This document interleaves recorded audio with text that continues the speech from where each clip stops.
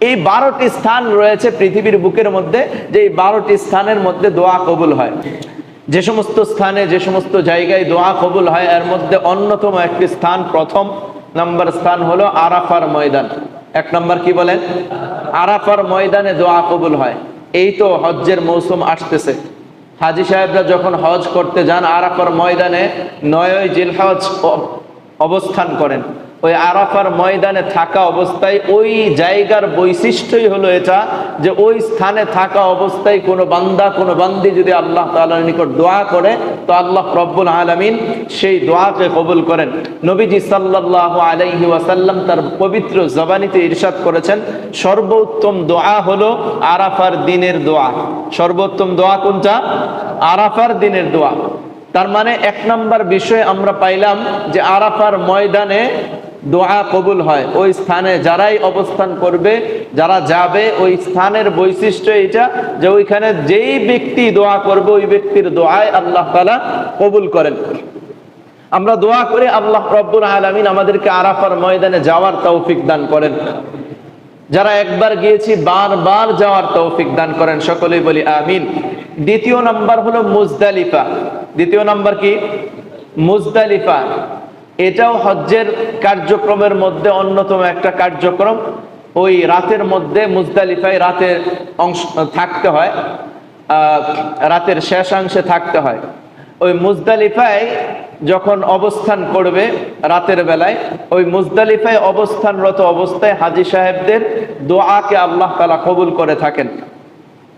নবীজি সাল্লাল্লাহু আলাইহি ওয়াসাল্লাম এক হাদিসের অনেক অংশ রয়েছে, ওই একটা অংশ হলো এটা, তোমাদের মধ্যে নেককার ব্যক্তির দোয়া, নেককার ব্যক্তি যে দোয়া করেন, যা দোয়া আল্লাহ তাআলার নিকট করেন, আল্লাহ তাআলা ওই মুজদালিফায় থাকা অবস্থায় ওই ব্যক্তির দোয়াকে আল্লাহ তাআলা কবুল করেন। তো মুজদালিফা যে একটা স্থান, সেটা আরাফার ময়দান থেকে যাওয়ার পথে, মিনায় যাওয়ার আগে যেখানে রাত্রি যাপন করতে হয় মুজদালিফা, মুজদালিফার একটা বৈশিষ্ট্যই হলো এটা যে মুজদালিফায় থাকা অবস্থায় আল্লাহ তাআলা বান্দা এবং বান্দীদের দোয়া কবুল করেন। এটা হলো 2 নম্বর স্থান। তৃতীয়ত, মাতাফের মধ্যে আল্লাহ রব্বুল আলামিন দোয়া কবুল করেন। মাতাফ কাকে বলে?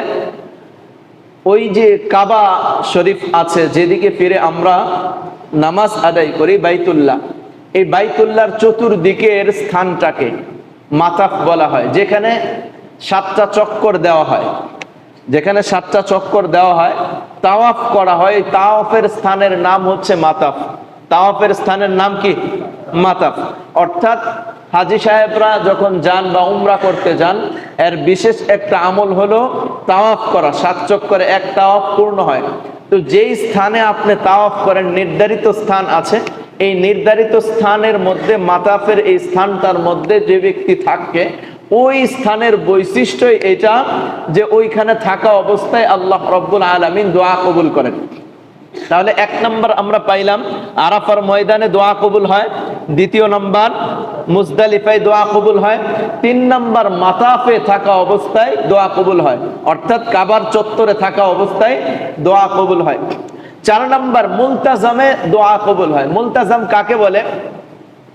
মুলতাজাম ওই স্থানকে বলা হয় যে যেখানে হাজরে আসওয়াদটা অবস্থান করছে। কাবা শরীফের একটা কোণার মধ্যে একটা পাথর আছে, যেটাকে কালো পাথর বলা হয়, এবং তাওয়াফটা শুরু করতে হয় এখান থেকে। হয়তো যাদের মানে দেখা যায় ওই হাজরে আসওয়াদ পর্যন্ত পৌঁছার মতো সামর্থ্য বা সুযোগ থাকে, সেইখানে পৌঁছে ওই হাজরে আসওয়াদে চুমু দিয়ে এরপরে তাওয়াফ শুরু করতে হয়, এবং প্রত্যেকবার ওইখানে আসার পরে আবার চুমু দিতে হয়। যদি কোনো ব্যক্তি ওই পাথরে পৌঁছতে না পারে, তাহলে দূরের থেকে ইশারা দেয়া হলেও চুমু খাইতে হয়। তো এই যে হাজরে আসওয়াদটা আছে, হাজরে আসওয়াদের থেকে অল্প একটু সামনে বাইতুল্লাহ শরীফ, কাবা শরীফের দরজা আছে। ওই হাজরে আসওয়াদ এবং বাইতুল্লাহর যে দরজা, কাবার দরজাটা, এই মধ্যবর্তী স্থানকে বলা হয় মুলতাজাম। এইখানে থাকা অবস্থায় বা এইখানে স্পর্শ করা অবস্থায়, এইখানে বুক লাগানো অবস্থায় যে ব্যক্তি দোয়া করবে, ওই স্থানের বৈশিষ্ট্য এটা যে ওই ব্যক্তি, ওই বান্দা বান্দির দোয়া আল্লাহ তাআলা কবুল করেন। তার মানে আমরা চারটা পাইলাম। এক নম্বর হলো আরাফার ময়দানে দোয়া কবুল হয়, দ্বিতীয়ত মুজদালিফায় দোয়া কবুল হয়, তিন নম্বর মাতাফের মধ্যে অর্থাৎ তাওয়াফের স্থানে দোয়া কবুল হয়, চার নম্বর হলো মুলতাজাম, এই স্থানটার মধ্যে দোয়া কবুল হয়। আর মুলতাজাম হচ্ছে হাজরে আসওয়াদ এবং কাবা শরীফের দরজার মধ্যবর্তী স্থান। পাঁচ নম্বর মিজাবে রহমতের মধ্যে দোয়া কবুল হয়। মিজাবে রহমত কাকে বলে? কাবা শরীফের ছাদের মধ্যে বৃষ্টির যে পানিটা পড়ে, এই পানিটা নামার জন্য একটা নালা দেওয়া আছে, একটা নালা দেওয়া আছে, পাইপ দেওয়া আছে, এই নালা দিয়ে ওই কাবা শরীফের ছাদের থেকে পানিটা পড়ে। তো ওই যে কাবার ছাদের থেকে যেখানে পানিটা পড়ে, ওই স্থানে দাঁড়ানো অবস্থায় কোনো ব্যক্তি যদি, এই মিজাবে রহমত বলা হয় এটাকে, ওই পানি যেখানে পড়ে এই অবস্থায় বা পানি পড়ার স্থানে দাঁড়িয়ে যদি কোনো ব্যক্তি দোয়া করে, ওই স্থানের বৈশিষ্ট্য এটা যে আল্লাহ তাআলা ওই ব্যক্তি, ওই বান্দা এবং বান্দির দোয়া কবুল করেন।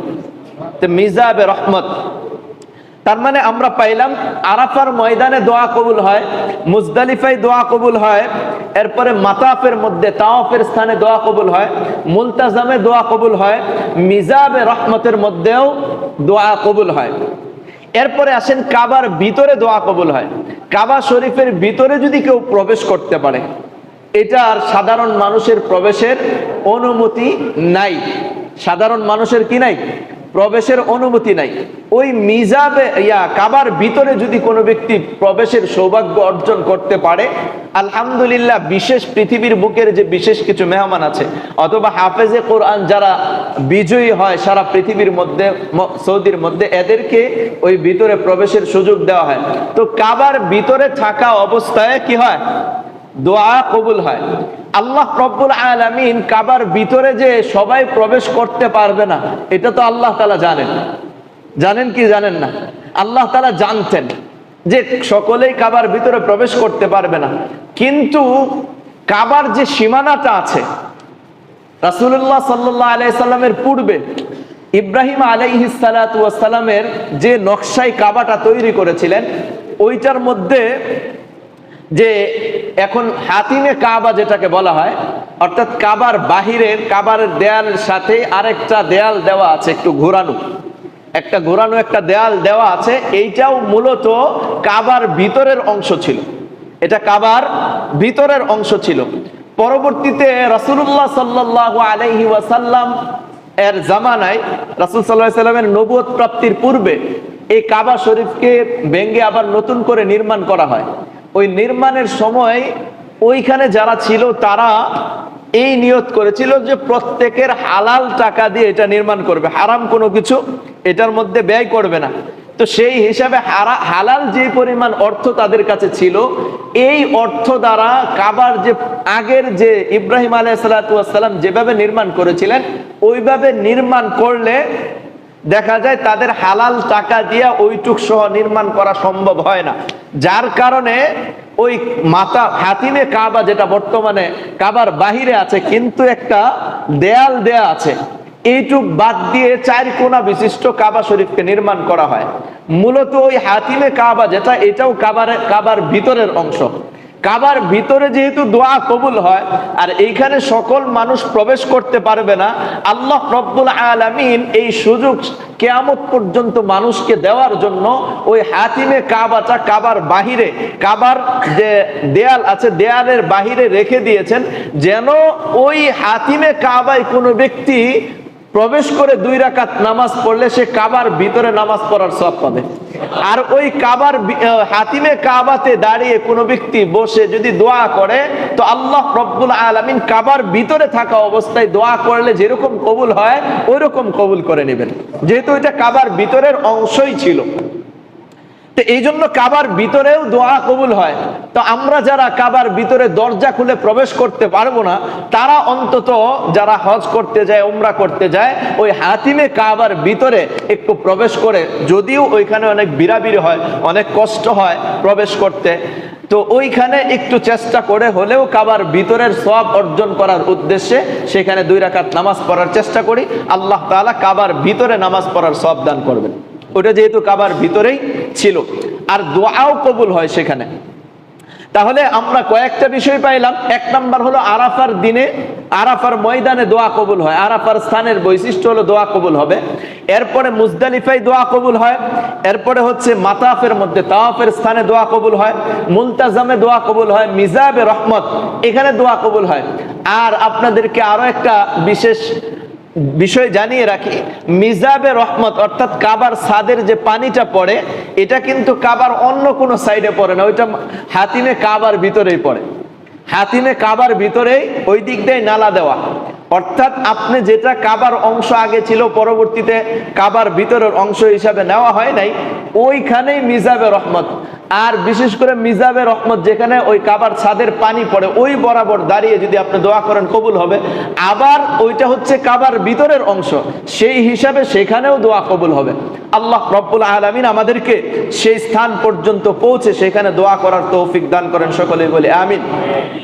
এরপরে আসেন জমজম কূপের পাশে, জমজম কূপের পাশে দোয়া কবুল হয়।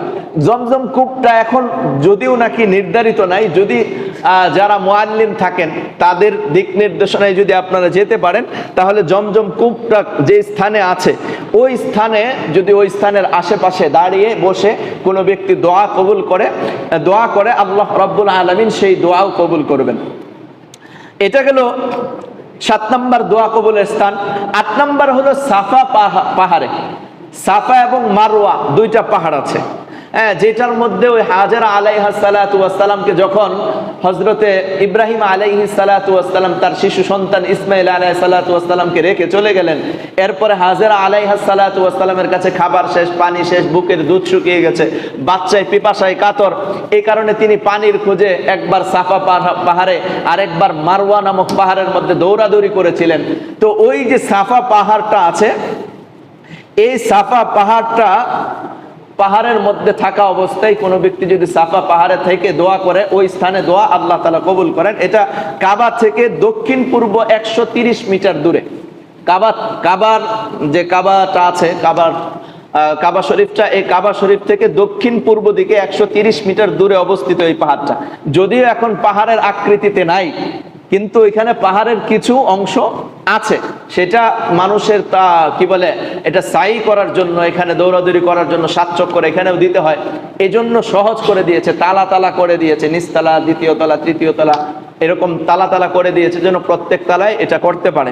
তাহলে আপনি যদি দ্বিতীয় বা তৃতীয় তালাতে সম্ভবত উঠলে ওই পাহাড়ের কিছু অংশ এখনো খোলা আছে, ওইখানে যে যদি আপনি পৌঁছতে পারেন তো সাফা পাহাড়ে, ওইখানে পৌঁছে যদি দোয়া করেন, আল্লাহ তাআলা সেই স্থানের বৈশিষ্ট্য এটা রেখে দিয়েছেন যে ওই স্থানে দোয়া করা অবস্থায় আল্লাহ তাআলা দোয়া কবুল করেন।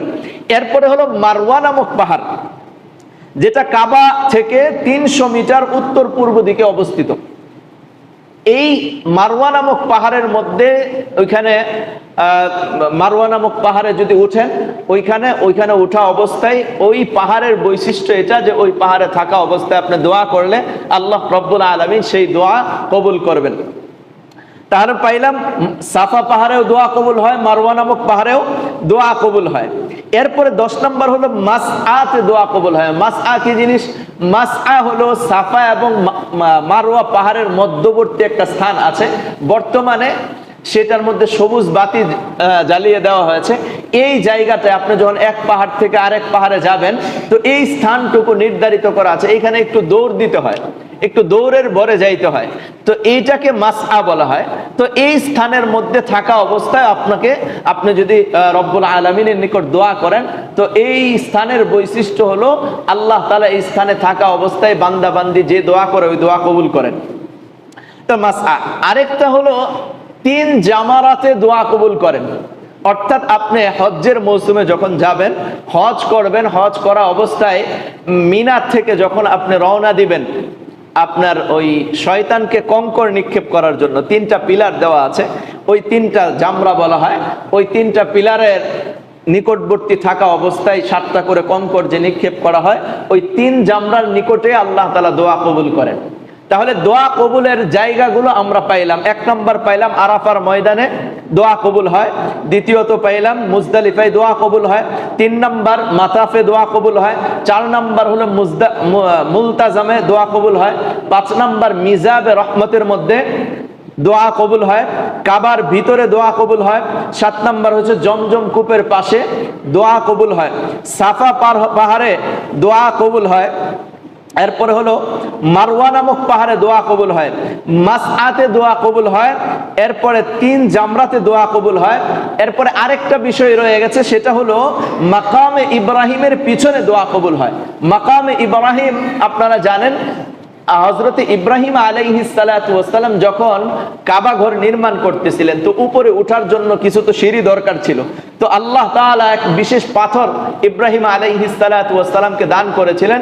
তো ওই পাথরের উপর যখন ইব্রাহিম আলাইহিস সালাতু ওয়াস সালাম দাঁড়িয়েছেন, তো পাথর যখন যতটুকু ইব্রাহিম আলাইহিস সালাতু ওয়াস সালাম উঠার ইচ্ছা পোষণ করতেন, পাথরটা ততটুকু উঁচাই উঠতো, নামার ইচ্ছা করলে পাথরটা নিচে নেমে যেত। তো ইব্রাহিম আলাইহিস সালাতু ওয়াস সালামের পায়ের ছাপটা ওই পাথরের মধ্যে রয়ে গেছে। ওইটা এখন বর্তমানে পিতল এবং দামি গ্লাসের মাধ্যমে কাবার পাশেই একটা ওই দেখতে দেখা যায় স্বর্ণের বাদাই করা একটা ঘরের, ছোট্ট একটা ঘরের ভিতরে আছে। ওইটাকে মাকামে ইব্রাহিম বলা হয়। এটা পিতল দ্বারা বাদাইকৃত, অত্যন্ত দামি অবস্থায় রেখে দেওয়া হয়েছে। এইটার পিছনে থাকা অবস্থায় বা এইটার নিকটবর্তী থাকা অবস্থায়, অর্থাৎ এই স্থানে আপনি 7 চক্কর দেওয়ার পরে 2 রাকাত নামাজ পড়তে হয় তাওয়াফ পূর্ণ করার জন্য। তো ওইটার পিছনে যখন আপনি থেকে দোয়া করবেন, নামাজ পড়বেন, দোয়া করবেন, এই স্থানের বৈশিষ্ট্য হলো এটা, আল্লাহ তাআলা এটা এই দোয়াকে কবুল করেন।